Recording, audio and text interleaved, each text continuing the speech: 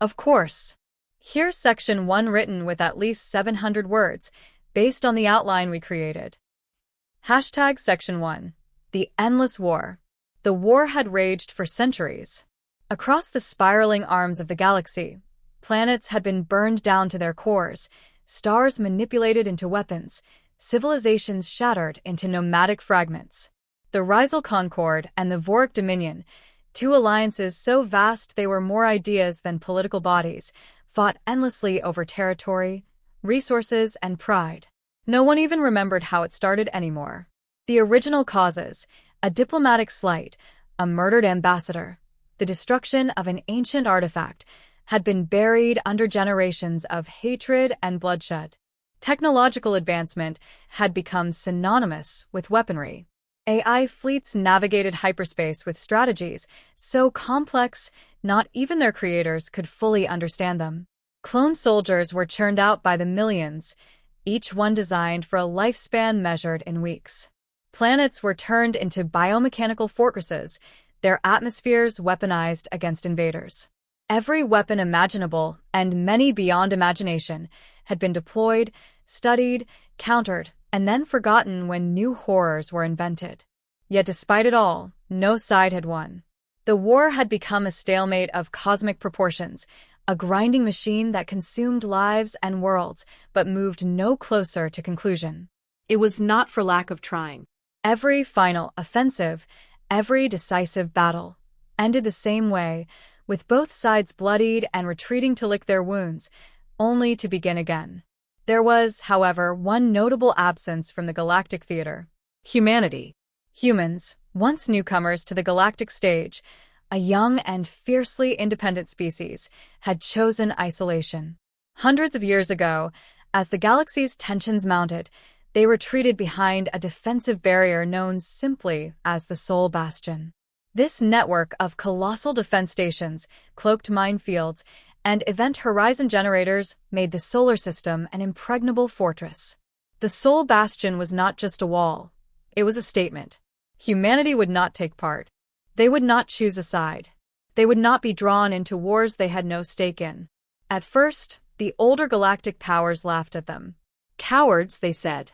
Weaklings, others jeered. They hide because they cannot fight.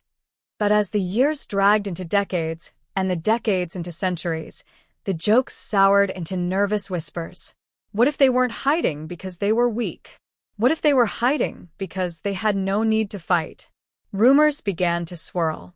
Some said humanity had destroyed itself in secret wars, rebuilding only in isolation.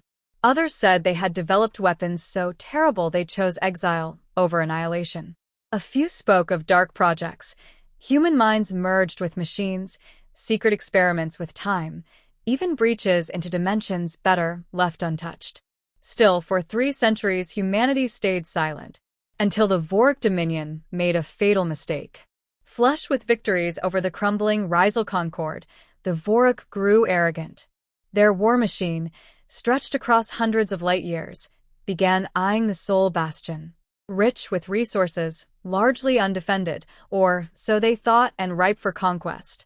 A few patrol incidents occurred, Voric ships drifting too close to human territory, accidental missile tests along the borders. Humanity issued formal warnings, terse and cold. The Voric ignored them. At the same time, the Rizal Concord, battered and desperate, saw a final sliver of hope. Humanity. If they could convince the Soul Bastion to open, to intervene, perhaps the tide could be turned. An emergency council was called. Envoys were dispatched, bearing gifts and desperate promises. They stood at the border of Soul Bastion, broadcasting their pleas into the void. For a long time, there was no answer. And then, on every Rizal and Voric communication channel simultaneously, a human voice spoke. Clear, emotionless, final. Request acknowledged. Mobilization initiated. The galaxy shuddered. Massive shifts were detected around Sol. Structures that had been dormant for centuries, orbital rings, silent defense moons, vast swarms of drones, sparked to life. Worse still, scanners detected movement. From Earth, Mars, Europa, Titan, ships began to rise. Not hundreds, not thousands, millions. And these were not ordinary ships. Their hulls were black and featureless, absorbing all scans and radiation. They moved in perfect synchronicity, like a single, vast organism. Entire human fleets emerged, formations so mathematically precise that alien observers struggled to comprehend their elegance. Within minutes, entire regions of space along the sole border were secured, not just militarily, but physically. Gravitational fields locked down enemy vessels. Time distortion barriers slowed enemy reaction times by entire seconds, a death sentence in fleet engagements. The humans did not speak again. They did not negotiate. They simply moved. The war that had consumed the galaxy for 300 years had just encountered something it had never known: finality. And as the first human ships vanished into hyperspace toward Vorik strongholds, one unspoken question echoed across the stars. Asterisk. What have we unleashed? Asterisk. Word count 765. Would you like me to move right into writing section 2 next? Rocket. If yes, I can keep the same energy and style. Of course. Here's section 2 with at least 700 words, continuing the same style. Hashtag section 2, the call to arms. General Kadar of the Vorik Dominion stood atop the bridge of the dreadnought Grasp of Eternity, his 4 eyes scanning the massive holographic projections around him. Every sensor, every data stream, every projection told the same story. The Soul Bastion had awakened, and humanity was on the move. He hissed low in his throat, a sound of both anticipation and dread. For centuries, the humans had been a shadow on the edge of Vorik strategy meetings, a contingency discussed, then dismissed. Now they were no longer a hypothetical. Report, Kadar barked. His communications officer trembled slightly, unusual for a Vorik soldier. Massive fleet mobilization detected across Soul-controlled systems. Estimate, upward of 4 million vessels. Kadar's spine stiffened in disbelief. 4 million. He leaned closer to the display. The sheer density of human fleet signatures around Sol was staggering. No race in known history could maintain fleets of that size, not without bankrupting themselves, not without logistical collapse. And yet the humans moved with perfect, effortless efficiency. What class are the vessels? He demanded. Another pause. The communications officer hesitated before answering. Unknown. Kadar's claws clicked on the arm of his command chair. Unknown? In a galaxy where ship classifications were meticulously catalogued, for a vessel to be unknown was almost unthinkable. He zoomed in on one fleet segment. The human ships were strangely organic, black, seamless, without visible engines or weapon mounts. They absorbed radar, lidar, gravimetric scans. Even psionic sweeps reported only a void, an emptiness. We are blind, Kadar muttered. All across the Dominion, orders were sent. Reinforce the Soul front. Pull fleets from quieter sectors. Divert dreadnought groups. Recall battle-hardened generals. The Vorik had conquered half the known galaxy. Surely, a backwater species like humanity could be managed. But the unease gnawed at him. As preparations began, the first strange readings came in. At the edges of Vorik space, ancient Aegis gates, massive circular structures long thought abandoned relics, were activating. These gates, human constructs built centuries ago, flared with energy signatures that defied understanding. Whatever they were for, they were not passive. The Rizal Concord observed from afar, trapped between terror and hope. For too long, they had bled under the Dominion's relentless advance. Now, their fate lay in the hands of a species they hardly knew. Rizal strategists pored over centuries-old files on humanity. They found little comfort. Where Vorik war doctrine favored overwhelming force, and the Rizal prized diplomatic maneuvering and precision strikes, humanity's ancient records told a different story. Rapid, overwhelming decapitation of enemy command structures, destruction of supply lines at speed no other species could match, and ruthlessness that bordered on apathy. In humanity's past wars, the goal had not been victory through occupation. It had been annihilation of the enemy's ability and will to resist. Even more unsettling were the technological glimpses. In scattered reports, mention surfaced of gravitic shredders, weapons that could tear apart fleets by manipulating the very curvature of space. Dark energy spears, capable of puncturing a planet's crust from orbit without ever being seen. Singularity mines, traps that created micro-black holes to erase enemy formations in moments. And there were rumors, only rumors, of the asterisk quiet ones. Asterisk. Biomechanical soldiers who needed neither food nor rest, operating with eerie synchronicity. Some said they were human volunteers fused with machines. Others whispered they were something worse, humans who had willingly given up parts of their minds for greater combat efficiency. Whatever the truth, it was clear. Humanity had evolved beyond traditional warfare. The question was whether the galaxy was ready to witness it. As the hours ticked down, the Vorik braced for invasion. Vast defensive grids were raised across their inner systems. Orbital platforms were hastily rearmed. Their finest strategists laid traps and contingencies. After all, they reasoned no matter how advanced, humanity would still have to fight conventional battles, seize worlds, break through orbital defenses, deploy ground troops. They were wrong. Because humanity's doctrine was not conquest. It was termination. At precisely 0 hour, Sol broadcast a simple message across all known channels. Hostile actions detected. Engagement protocols authorized. Duration objective, 3 hours. Commence. And across dozens of light years, human fleets vanished from known space. They moved not through hyperspace as other species understood it, but through corridors only they could access, micro-wormholes, gravitational folds, whatever technology they had mastered. In less than a minute, the first Vorik listening posts along the border were wiped out. No distress signals. No last words. Just silence.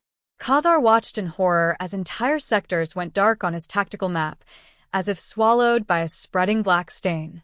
And in the war rooms of the Rizal Concord, ancient diplomats and commanders wept openly, not out of grief, but out of something else, something far deeper. Awe. The humans had entered the war, and the galaxy, for the first time in centuries, felt the weight of inevitability. Word count 780.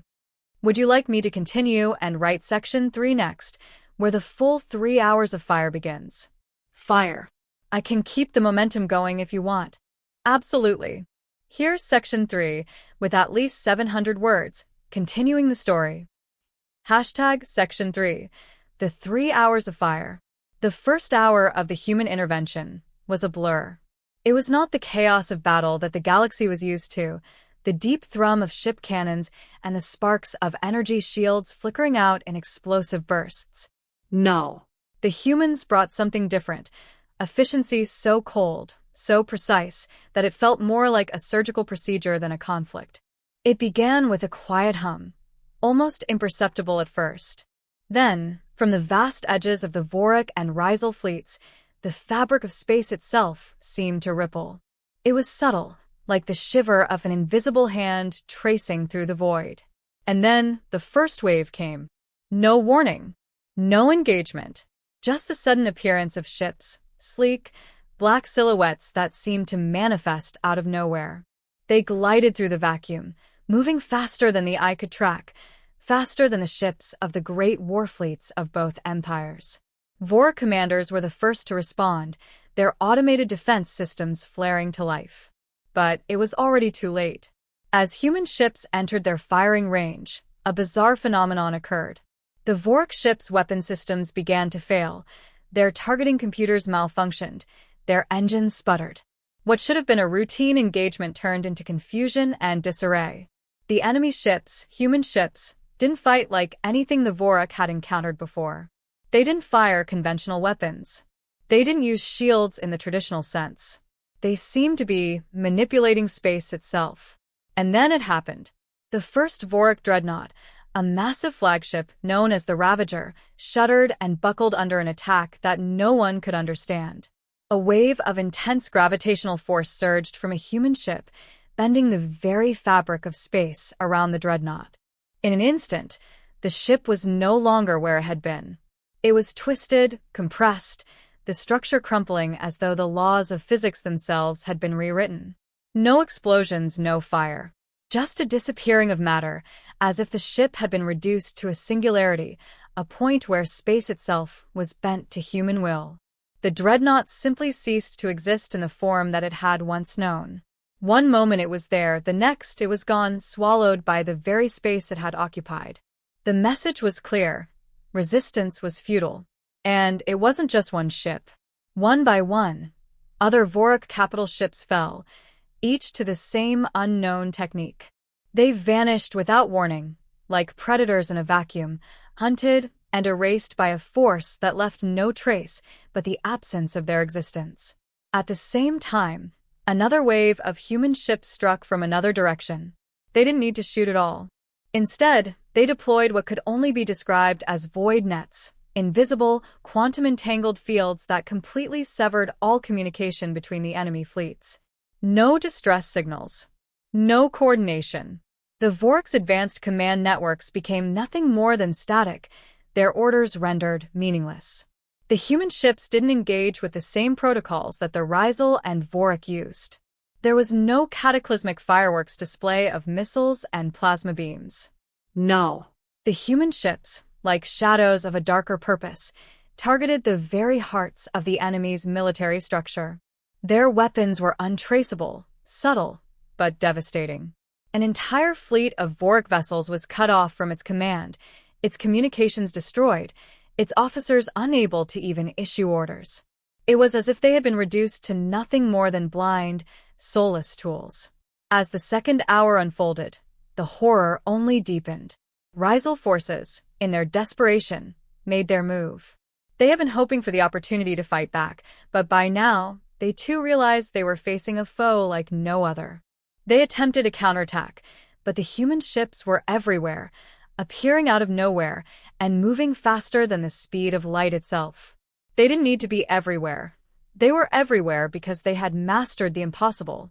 Time, space, matter, they had bent the laws of the universe into their favor. In the midst of it all, Rizal's grand strategy began to crumble.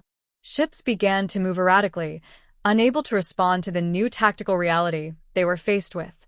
Fleet commanders issued orders, but they were too late.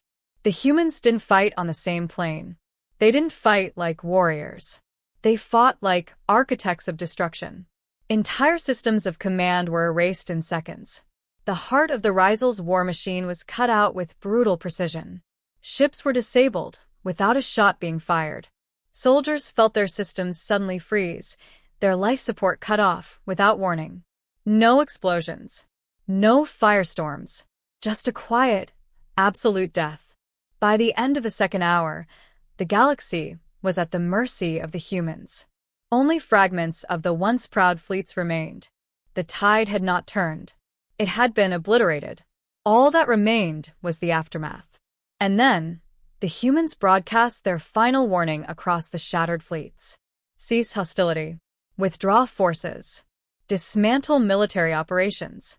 Or we will proceed with final actions. There was no negotiation. No terms.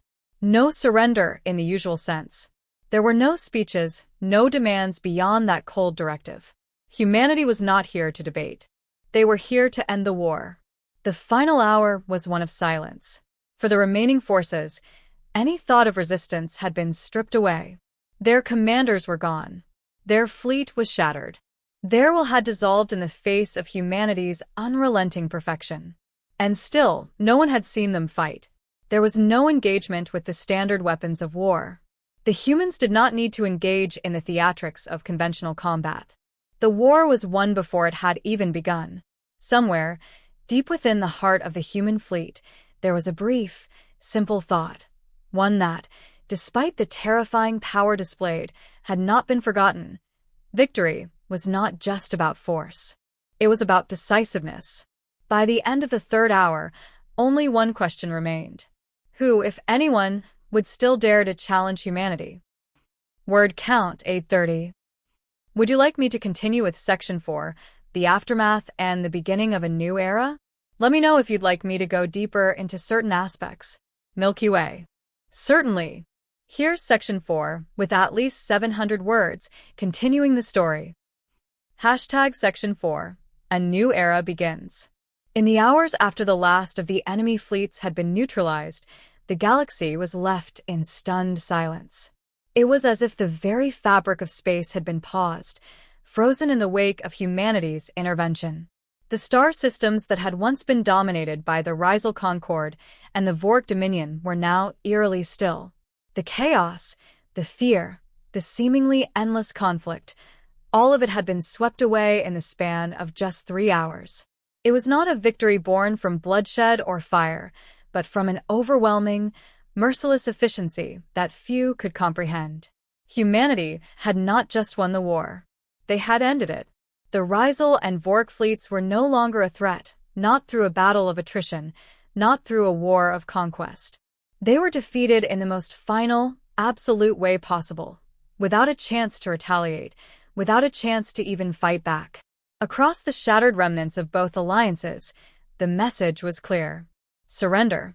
The Rizal and Vork leaders, those who remained, were given one final ultimatum. There would be no occupation, no forced annexation. Humanity's power was not about domination, not about conquering. It was about putting an end to the endless conflict that had dragged on for centuries. The new Interstellar Accord was established, a treaty that would reshape the galaxy, but it was more than just a political agreement. It was a decree to never allow this level of war to rage again. In the aftermath, the humans retreated. Their fleets vanished from the galactic borders as quickly as they had arrived, leaving behind a new order. For all their power, humanity had not taken a single world, not expanded a single territory. They had simply removed the structures of war from the galaxy and left it in the hands of those who were willing to change. Across the wreckage of the Vork Dominion and the crumbling Rizal Concord, fear and awe mixed in equal measure. To many, it was unthinkable that the humans had been capable of such a swift, absolute destruction. The galaxy had learned a bitter truth. Humanity was not a race of fragile, weak creatures hiding in their corner of the universe. They were not even a race that needed to fight with conventional weapons. They were something else entirely. Humanity had evolved in ways that others could not yet grasp. Their technology, their tactics, their understanding of space and time, it was beyond the comprehension of the galaxy's most advanced species. The quiet ones, those mysterious biomechanical soldiers that had been whispered about in myth, were not simply warriors. They were the manifestation of human determination. Fused with their ships, their weapons, their fleets, they operated as a collective will, a single unstoppable entity. In the Vorok War Councils, discussions raged. What had they encountered? What did it mean? How could they defend against such a force? But the truth was that they couldn't. The power that humanity wielded was not based on brute strength. It wasn't about overwhelming numbers or devastating firepower. It was about an understanding of the universe that surpassed anything the galaxy's greatest minds could imagine. And this left the galaxy in a strange, uncomfortable position. The Vorok, once the dominant empire, were left questioning their very place in the universe. The Rizal, once the shrewd tacticians, were left to mourn the loss of their allies and rebuild what had been shattered. Both had lost more than just their fleets. They had lost their confidence. Amidst the ashes of war, a new voice began to emerge.